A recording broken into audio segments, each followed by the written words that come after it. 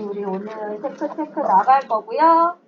여기서는 다양한 출판사에 있는 작품들이 나오게 되는데 주로 문학하고 문법 위주로 나갈 겁니다.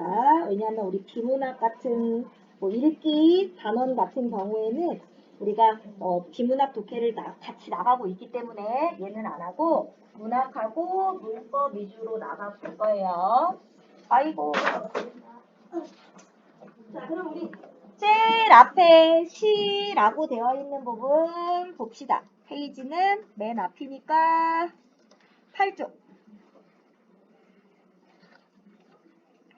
자, 8쪽입니다. 자, 우리가 중1 때 이미 시에 대해서 배우고 1학년 때 주로 배웠던 게 시가 무엇인지, 그리고 비유하고 상징과 같은 표현 방법들을 위주로 배웠을 거야. 2학년에서는 이제 반어, 역설, 풍자를 위주로 배우게 되는데, 시가 무엇이고 시가 가지고 있는 특징은 어떠한가는 우리가 고등학교 졸업할 때까지도 계속해서 알고 가져가야 되는 거기 때문에 정리를 먼저 하고 내용으로 가볼 거예요. 자, 그러면 일단 우리 첫 번째로 나올 문학 갈래는 시에 대해서 먼저 알아볼 겁니다.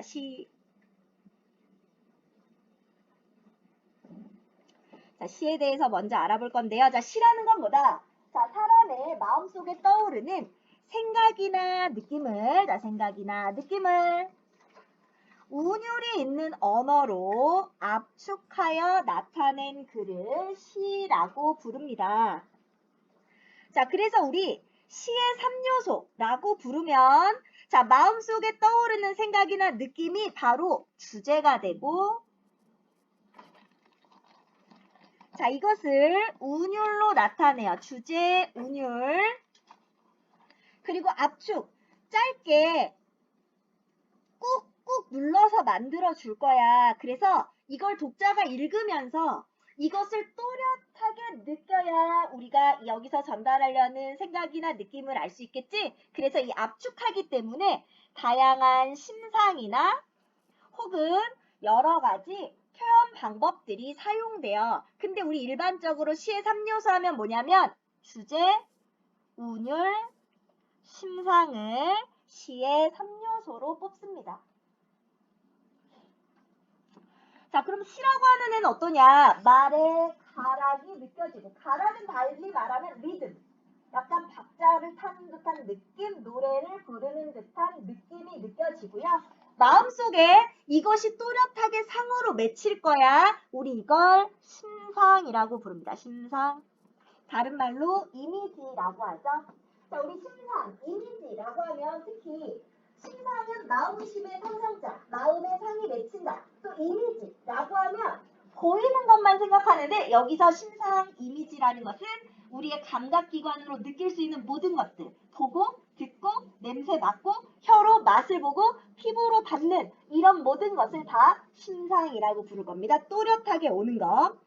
자, 일상 언어와는 달라요. 근데 완전히 근본적으로 다른 건 아니고 일상 언어를 베이스로 하는데 여기를 좀 더 세련되고 함축적으로 사용합니다. 우리 세련되고 함축적이다. 자, 우리 세련됐다고 하면 약간 도시적인 느낌? 이런 걸 자꾸 떠올리는데 여기서 말하는 세련은 그런 걸 말하는 게 아니에요. 막 지역 방언을 쓰고 했다고 할지라도 이거 세련됐다고 합니다. 왜? 여기서 세련은 있는 단어를 그냥 툭 갖다 쓴 게 아니고 시인이 심혈을 기울여서 갈고 닦아서 가장 적절하면서도 운율이 느껴지면서도 심상도 줄 수 있는 그런 단어를 갖다 쓸 거거든. 그리고 시적 허용 같이 문법적으로 잘못된 표현을 쓰기도 할 거야. 왜? 시인의 의도에 따라서. 그렇기 때문에 일상 언어를 갈고 닦은 세련된 언어다라고 말하는 거예요. 그래서 세련됐다라는 건 뭐다?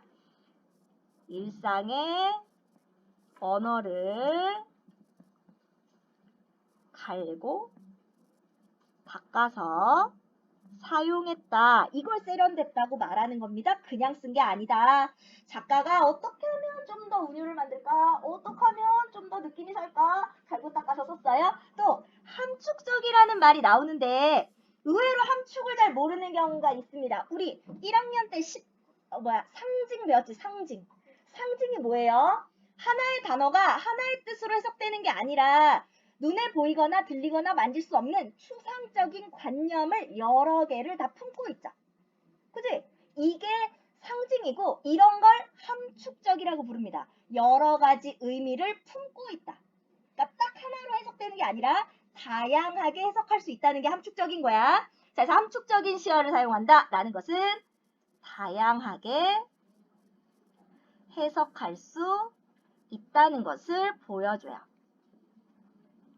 자, 또 시 속에 이야기를 들려주는 사람이 있습니다. 얘가 누구냐? 시적 화자인데요.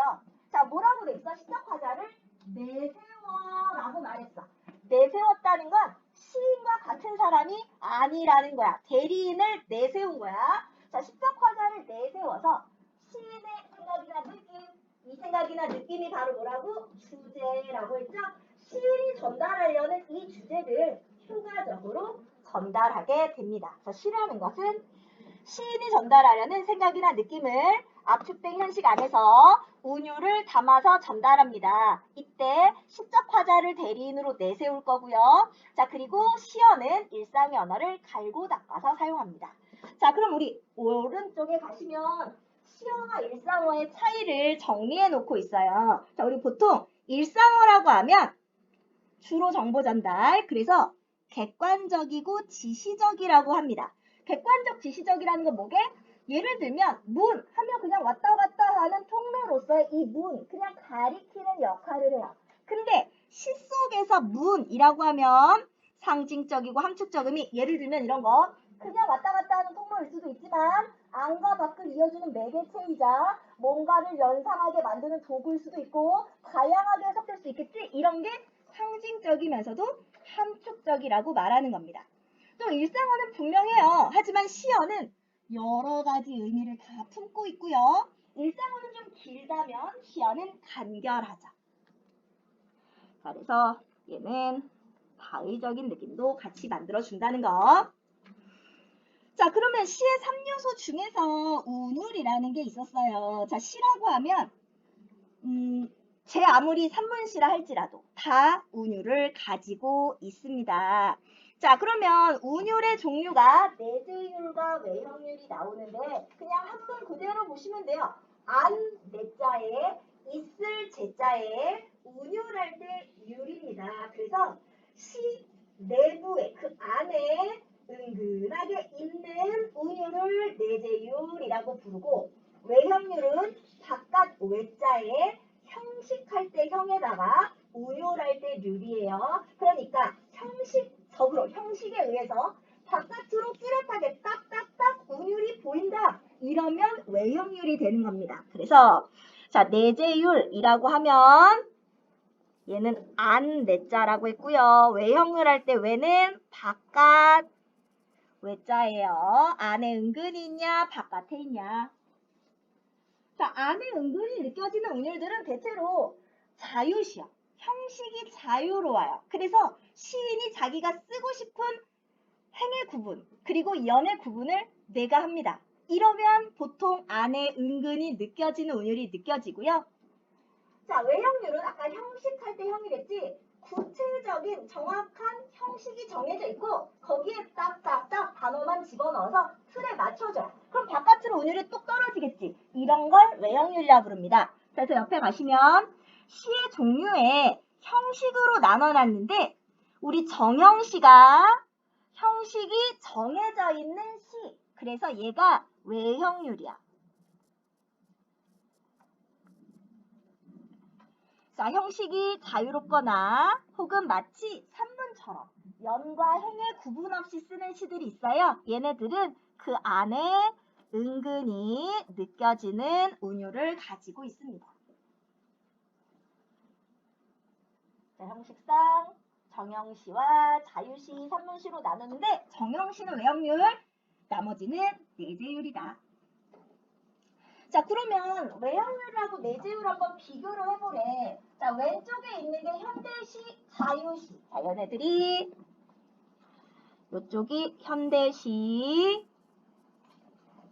자유시입니다. 형식은 자유로운 시. 자, 운율은 만든다고 했어요. 자, 운율은 어떻게 만드냐면, 자, 말소리가 악기 소리라고 생각하면 돼. 박자를 만들어 줄 겁니다. 소리로. 소리가 반복되면서 혹은 비슷하게 쉬는 텀이 반복되면서 운율을 만들어 줄 건데, 자, 첫 번째 자유시 보시면 성북동산에 번지가 새로 생기면서 본래 살던 성북동 비둘기만이 번지가 없어졌다.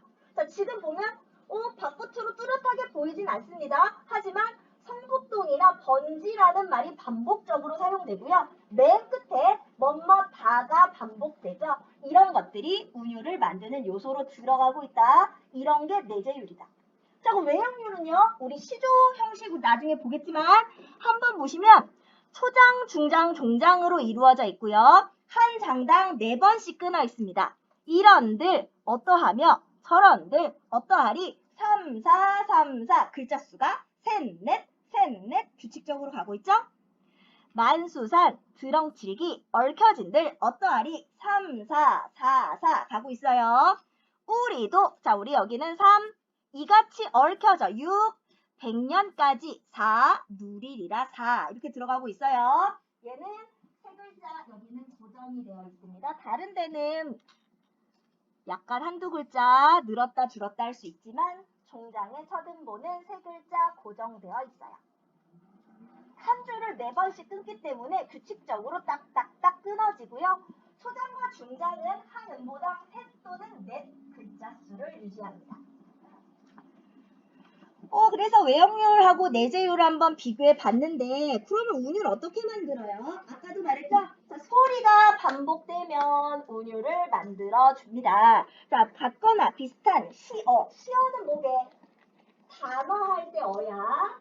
식구는 뭐게? 구라고 부르면 이 어절 이상이 만나면 구라고 부릅니다. 어절이 뭐예요? 어절.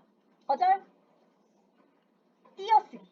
띄어쓰기가 어절이야. 한 번 이상 띄었으면 19라고 부를 거고요. 그럼 한 줄 전체는 뭐라고 불러요? 행이라고 부르죠.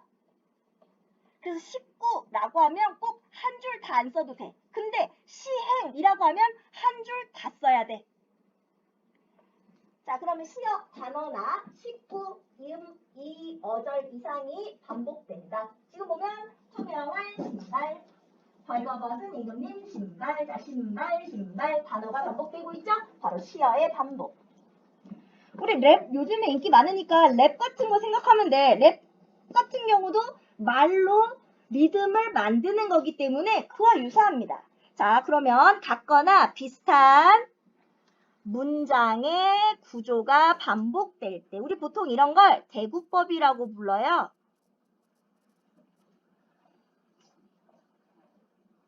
속담에도 많이 나오고요. 속담 같은 경우 발음하면 되게 리듬감 느껴지는 거 많이 있거든. 예를 들면 콩 심은데 콩 나고 팥 심은데 팥 난다. 콩하고 팥 단어만 바뀌고 구조가 똑같이 유지되죠. 여기도 뭐뭐 하는 걸 보니 뭐뭐가 좋아. 뭐뭐 하다 보니 뭐뭐가 좋아. 자, 이런 형태로 비슷한 문장 구조가 반복되고요. 또 우리 이 시는 어때? 시어도 반복되죠. 벚꽃 푸른솔 자, 시어도 반복됩니다. 자, 이번에는 끊어있는 단위가 반복됐을 때 우리 아까 시조 4번씩 끊어졌죠? 그렇게 끊었을 때 리듬감이 만들어져요. 자, 여기 보시면 엄마야, 누나야, 강변살자, 끄레는, 반짝이는, 금모래빛 3번씩 끊어지고 있고 자, 일정한 글자 수의 반복. 우리 글자 수를 반복하는 걸 이걸 뭐라 부르냐면 음수율이라고 불러요. 소리 개수할 때 수, 운율할 때 율, 얼굴 하나야, 손바닥 줄로 속가리지만 5글자씩 계속 반복되면서 리듬을 만들어주죠. 자, 의성어나 의태어. 자, 의성어나 의태어를 우리 뭐라고 부르냐면 음성 상징어라고 부릅니다. 음성 상징어. 의성어는 소리를 흉내내는 말, 그래서 쾅쾅, 뭐 졸졸 이런 거 의성어. 의태어는 모양을 흉내내는 말. 여기 너훌 이런 거 있죠? 이런 게 의태어예요. 의성어나 의태어는 대체로 같은 소리가 두 번씩 나오거든. 그래서 의성어나 의태어를 쓰면 운율이 만들어집니다. 그럼 시에서 도대체 운율 왜 쓰는 거예요? 자, 시의 내용을 인상 깊게, 시의 내용과 비슷하게 시의 내용을 좀 더 잘 전달할 수 있는 그런 운율을 쓸 겁니다. 또 시의 독특한 분위기를 만들어줄 수도 있어요. 또 노래 부르는 듯한 느낌, 그래서 읽었을 때 약간 재미있게 만드는 효과도 있습니다. 자, 오른쪽 가볼까? 오른쪽 가시면 아까 시의 3요소 중에 운율 봤고요. 심상이 나오고 있습니다. 심상. 자, 우리 아까 심상은 감각기관을 통해서 느낄 수 있는 거라고 했죠? 이게 좁은 의미의 심상이라고 불러요. 자, 넓은 의미의 심상은 올라가는 것 같다. 상승 이미지, 내려간다. 하강 이미지라고 해서 상승과 하강도 심상 안에 넣기도 하는데 거기까지는 보통 고등학교 올라갔을 때. 중학교에서 심상이라고 부르면 좁은 의미의 심상으로 감각기관으로 느껴지는 걸 심상이라고 부릅니다. 그래서 눈으로 보는 것 같아요 하면 시각, 귀로 듣는 것 같아요 청각, 혀로 맛을 보는 것 같아요 미각, 코로 냄새 맡는 것 같아요 후각, 자 피부로 느껴집니다 촉각. 자, 여기서 볼까? 촉각. 여기까지 한번 볼까? 눈으로 봐요. 붉은 색깔. 색깔은 우리가 눈으로 보는 거죠. 혹은 그냥 눈 하고 나면 눈 하얀색 떠오르죠. 이런 게 시각적 심상. 청각, 귀로 들어요. 귀뚜라미 소리입니다. 귀뚜루루 뚜루루. 의성어죠. 소리를 나타내는 말이 나오니까 귀로 그 소리가 들리는 것 같아요. 청각. 미각은 마시랬어. 간간, 짭조름. 둘 다 짜다는 뜻입니다. 짜다 아니면 뭐 달콤하다 이러면 미각이 되겠죠. 후각, 냄새, 향기로운 꽃집. 향기로운이 뭐예요? 물어보기도 하는데 향기롭다를 우리 시니까 다듬는 거야. 단어를. 향기로운 하고 향기가 나는 꽃지짐, 부침개, 꽃을 넣어서 만든 부침개를 말하고 있습니다. 촉각은 피부. 그러니까 뭐 온기라고 나왔는데 온기, 따뜻한 기운. 우리 따뜻하고 차가운 건 뭘로 느껴? 피부로. 그래서 얘가 촉각적 심상이 되고요. 또 중요한 애가 나오고 있습니다. 공감각이요. 자, 공감각이 나오는데요. 자, 공감각은 왜 중요하냐? 얘네들은 쉬운데 공감각은 학생들이 제일 어려워하는 심상입니다. 그래서 보통 우리가 배우는 시에 공감각이 쓰였다 하면 내신에서는 무조건 이거 시험 문제에 나와요. 자, 볼까? 하나의 감각을 다른 감각으로 바꿔줘요. 원래는 이거였는데 다른 감각으로 옮겨갑니다. 우리 그래서 두 개가 혹은 둘 이상이 동시에 느껴져요. 이런 걸 공감각이라고 하고, 자, 보통은 하나의 감각이 다른 감각으로 전이 된다고 말합니다. 옮겨간다. 자, 얘가 나오고 있죠? 금빛, 게으른 울음을 우는 곳. 자, 우리 이거는 고양이라는 시에서 얼룩배기 황소가 금빛, 게으른 울음을 우는 곳. 그럼 얼룩배기 황소. 우리 진짜 한국의 전통소는 얼룩배기 소라고 해요. 이 얼룩배기 황소가 게으른 울음을 우는 고향을 그리워하는 시인데, 그러면 우리 금빛 게으른 울음을 우는 곳이라는 걸 봤을 때 황소의 울음소리죠. 얘가 말하는 건 우리 고향에 있는 전통 황소의 울음소리에 대해서 얘기하고 있죠. 게으른 울음. 게으른 울음은 뭘까? 뭔가 느리게 하면서 약간 느리게 우는 소리였겠지? 근데 이 게으른 울음을 분명 귀로 듣는 건데 금빛의 게으른 울음이라고 바꿔준단 말이야. 그러면 분명히 황소의 울음소리인데 귀로 듣는 건데 마치 금빛으로 눈에 보이는 것처럼 바뀌고 있죠.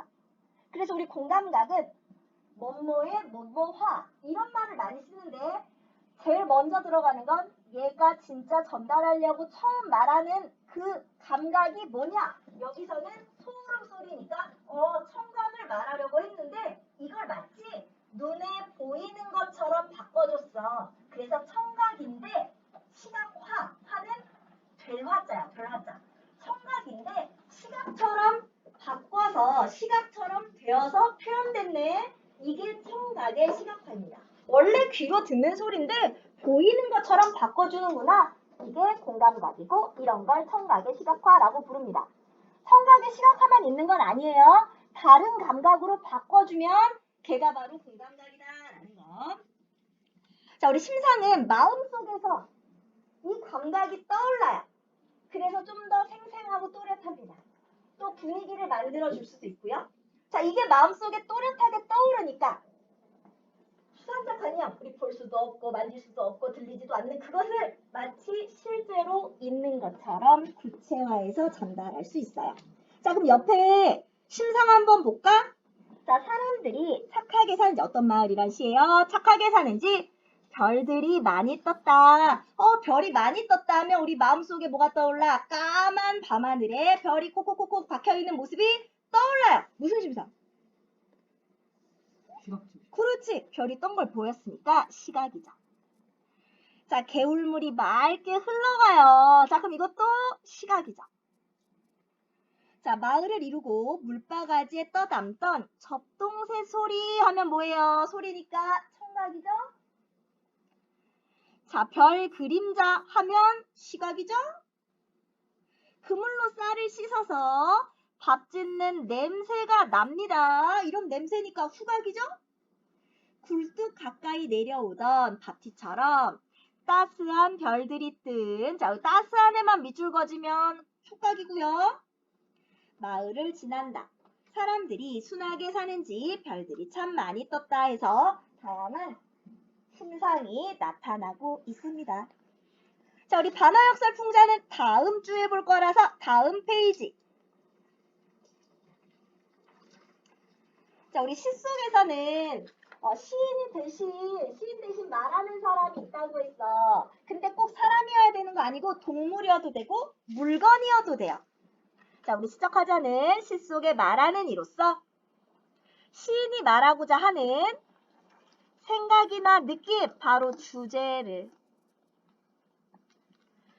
생각이나 느낌을 효과적으로 드러내기 위해 내세우는 인물 또는 사물 또는 뭐 동물 아무거나 다 돼. 자, 주제랑 잘 맞기만 하면 돼. 자, 누가 말하느냐에 따라 그 목소리 톤이나 말투, 우리 말투를 어조라고 부를 건데 그 톤이나 어조 안에서 분위기가 만들어져요. 보통 우리 여성적 어조다라고 하면 부드럽다, 섬세하다. 남성적 어조다 하면 강인하다, 의지가 넘친다. 이런 것들로 만들어주거든. 자, 그래서 분위기를 만들어주고 또 시에서 전달하려는 주제가 효과적으로 전달되는데 그 내용이라고 나왔던 것 같아요. 근데 우리 정서라고 나오는데 주제라고 할게요. 주제를 전달하는 역할입니다. 자, 시적 상황에 대한 정서나 태도 등을 드러내주는 역할을 해요. 자, 시적 화자는 겉으로 드러날 때도 있고 드러나지 않을 때도 있습니다. 그리고 시인 자신일 수도 있고 시인이 아닐 수도 있어요. 자, 여기 우리 첫 번째 보시면 화자는 시인 자신일 수도 있고 시인이 아닐 수도 있다. 왜? 주제와 분위기가 내가 말하는 게 주제나 분위기에 더 맞다. 그럼 시인이 자기 목소리로 말해요. 나 말고 다른 애가 말해주는 게 더 나을 것 같은데? 그럼 다른 애를 내세울 겁니다. 예를 들면 자기 반성, 자아 성찰, 고백을 할 거야. 그럼 남이 말해주면 안 되지. 내가 말해야 되죠. 내 자신을 되돌아보고 반성할 거니까 그때는 시인 목소리예요. 근데 그거 말고 나는 여잔데 남자 목소리로 들려주면 더 잘 전달될 것 같아. 아니면 나는 나이가 있지만 어린아기가 말해주면 좀 더 효과적으로 전달될 것 같아. 그러면 바꿔주는 겁니다. 자, 시 속에 시인이라고 나왔는데 이거 오타. 화자예요. 시 속의 화자가 직접 등장할 때도 있고 그렇지 않을 때도 있다. 자, 우리 화자가 직접 등장한다는 건 1인칭의 말이 나와야 돼요. 나, 우리 이런 말이 있어야 돼. 그래야 직접 등장. 나나 우리가 있으면 직접 등장. 그렇지 않을 때는 나나 우리가 없을 때입니다.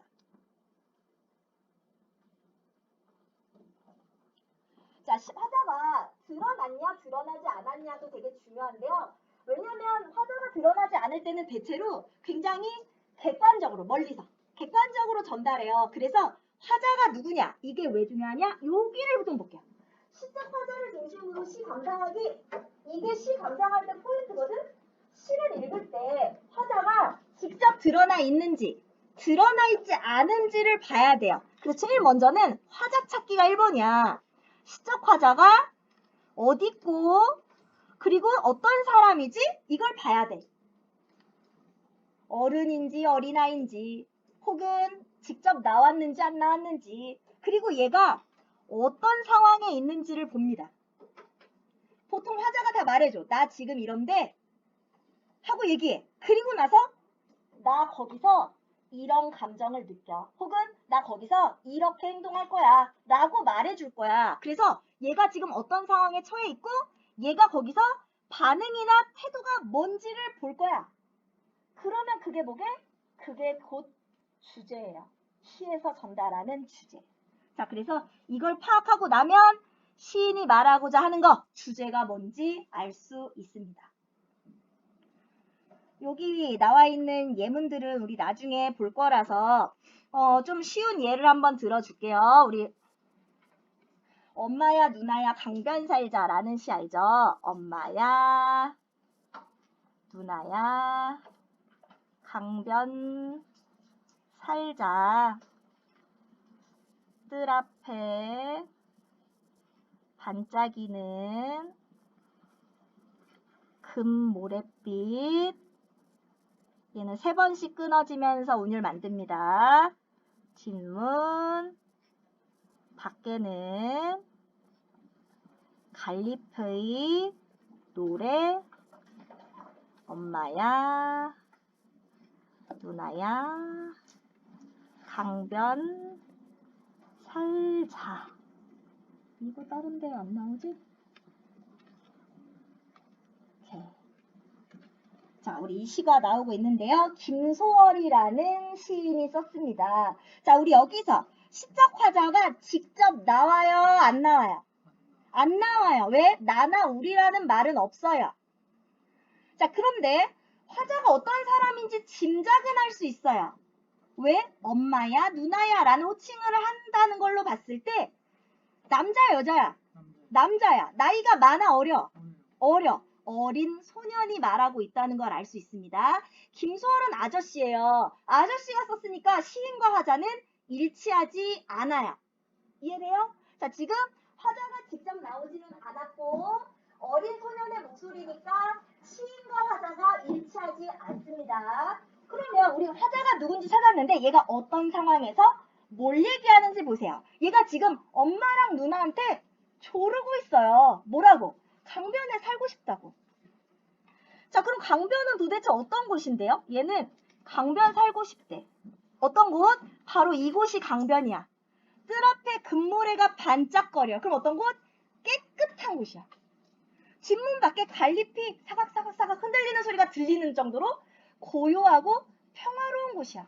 그럼 이 어린아이가 이렇게 깨끗하고 순수하고 평화로운 세상에서 살고 싶습니다. 이 얘기를 하고 있는 거예요.